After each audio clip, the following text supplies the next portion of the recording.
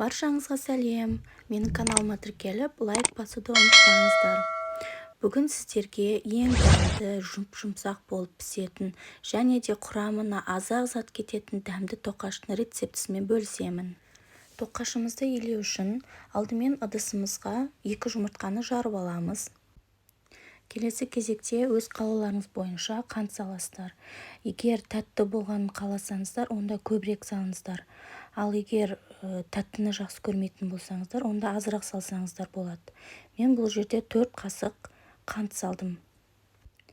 Қант пен жұмыртқамызды біркелкі болғанша әбден араластырып аламыз.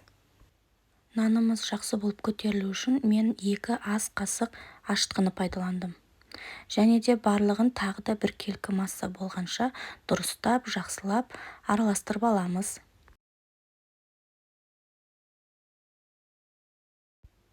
Келесі кезекте 6 қасық ас қасықпен сұйық құямыз. 6 қасықтан аз да болмау керек, көп те болмау керек. Санап құйсаңыздар, біздің нанымыз өте жақсы болып шығады. Сұйық майымызды құйып алғаннан кейін барлығын тағы да жақсылап біркелкі болғанша араластырып аламыз. Ұнымызға 1 шай қасық қамыр қопсқышымызды салып, араластырып, дайындап аламыз. Осы дайын болған массамызға 2 шай кесе жылы су алып, оған дәміне қарай тұз қосып алып, массамызға құйып, жақсылап тұрып араластырамыз. Арнайы елеуіштен өткізілген және де қамыр қопсытқыш қосылып дайындап қойған ұнымызды аз-аз мөлшерден салып араластырамыз. Ұнымызды аз-аздан сала отырып, өте жұмсақ, қолға жабыспайтындай қамыр илейміз.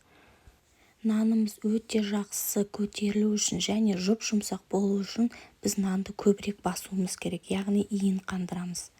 Келесі кезекте ыдысымыздың түбіне май құйып аламыз да, дайын болған қамырымызды салып, маймен нанымызды басамыз. Қамырымызды маймен әбден басып алғаннан кейін ыдысымыздың бетін жауып, жылы жерге 10-15 минутқа қойып қоямыз. 10-15 минут уақыт өткеннен кейін қамырымызды алып шығып, қайтадан бір басып, тағы да 10-15 минутқа қойып қоямыз. 1 сағат көлемінің ішінде біздің тоқашымыз өте жақсы болып көтеріледі.